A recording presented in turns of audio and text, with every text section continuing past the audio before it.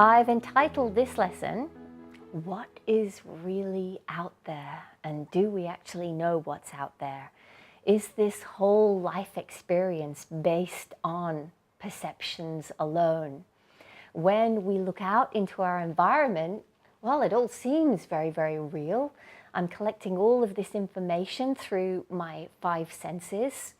I can feel physical objects, I can see things, I can hear tunes, I can see buildings, I can feel the physical world, the solidness of it under my feet.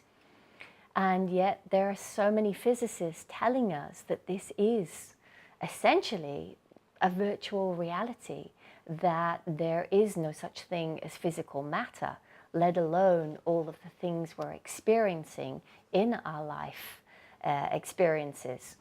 So is this all purely perceptions alone? So before we learn about the 7 states of consciousness, it's interesting to learn a little bit of science of how we perceive things with our 5 senses and ask ourselves, what is really out there in this seemingly convincing physical world? So let's take, for example, a yellow tennis ball. Our perceptions tell us that it's round, we can estimate its size, we can see the rough texture of its surface, we can see that it's yellow. We perceive it in its 3-dimensional state and we place it in context with whatever's around it. But is it really any of those things? Round, rough, texture, yellow. Well, if we discuss it with others also observing the ball, they'll pretty much agree with us that we're all observing the same thing. So of course, it must exist. Everyone's seeing the same as I am. So based on that purely an observational state alone, then you would say that absolutely, 100%, of course it exists. However, science is telling us that there's no such thing as color, for example, out there. And the form, the structure of what we perceive out there as objects in space are purely perceptions in our mind only. For example, the perception of yellow is actually electromagnetic waves traveling from the ball to our eye. Now, whilst the waves of what we know as yellow bounce off the ball and reflect back to our eye, all the other colors of the spectrum are absorbed by the ball. These electromagnetic waves of energy are converted in the eye into an electrical signal.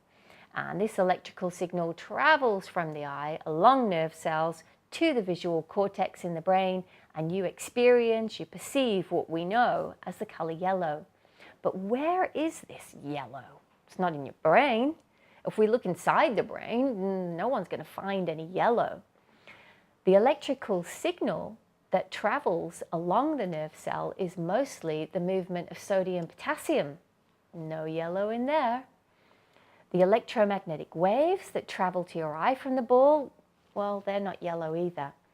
And as the electromagnetic waves are not made of colors, they're actually simply waves of energy. So how does the brain perceive yellow? Well, we don't know. No one does. All scientists know is that the brain perceives yellow. No one can confirm that there's yellow actually out there. And on that note, no one can confirm that there's a ball out there at all either. And hundreds of years ago, there was a famous scientist we all know, Sir Isaac Newton. And a quote from him, "Colors are not in this physical world. There are only wavelengths and reflectances. Color is absolutely the product of the mind." So now let's look at another one of our 5 senses, sound. Think of your favorite song, a tune that inspires you, lifts your mood, makes you feel happy inside. So what is this tune that has the ability to change your physiology, alter your emotional state, and essentially rewire neural networks in your brain? As the radio plays the song, sound waves, electromagnetic waves travel from the speaker to your ears. Your eardrum is hit with the vibration of dancing air molecules. The vibration is sent through the ear, and nerve cells send an electrical and chemical message to the area of your brain that perceives what we know as sound. You experience the tune, your favorite song, and yet there is no tune. My brain has only received a chemical stimuli. So where is the tune in my brain? If I look in the brain, I'll only find networks of nerve cells, chemicals, ions such as potassium, sodium. I'll find calcium amongst other elements and tiny molecules, but I won't find a tune. I won't find the song that changes how my body feels, that makes me feel happy.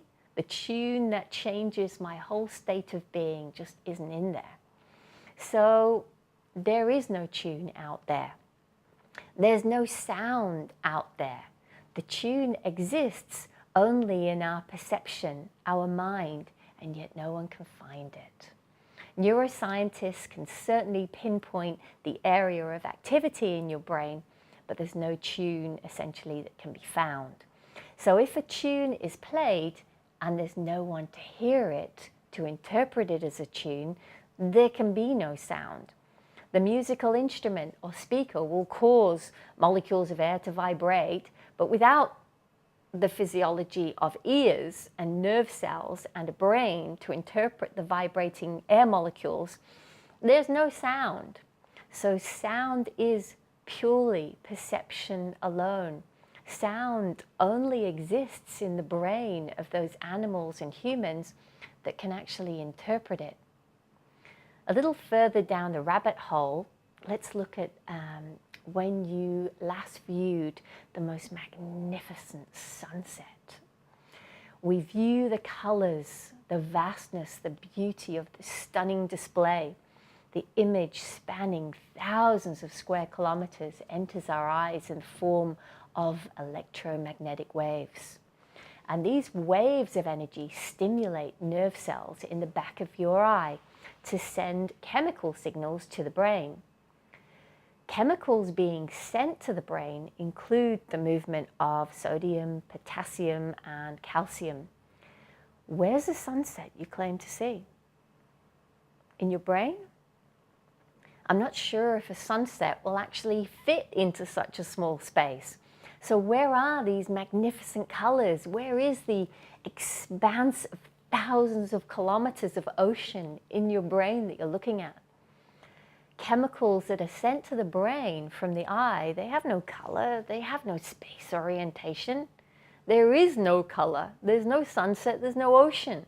There's only chemicals, there's nerve cells, there's fluids, there's proteins.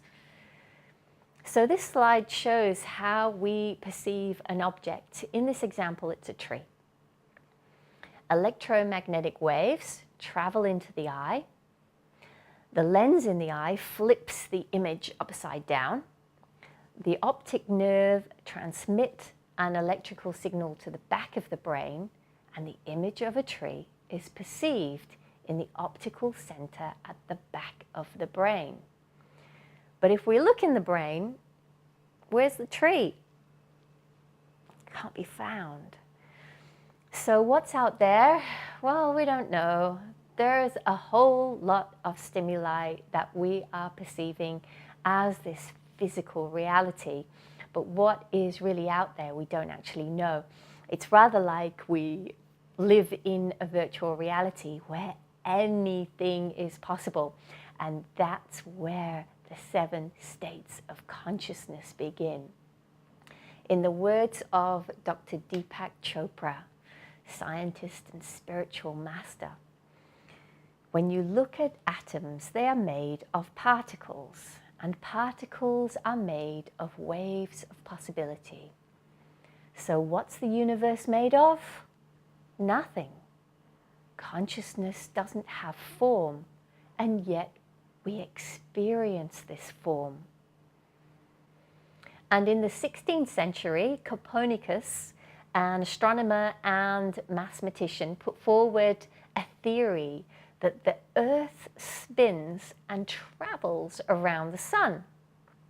He was initially ridiculed and thrown out for such ridiculous claims.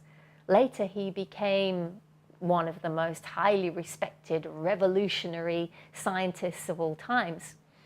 So I guess it's a good idea to always have an open mind and keep that portal open for possibility.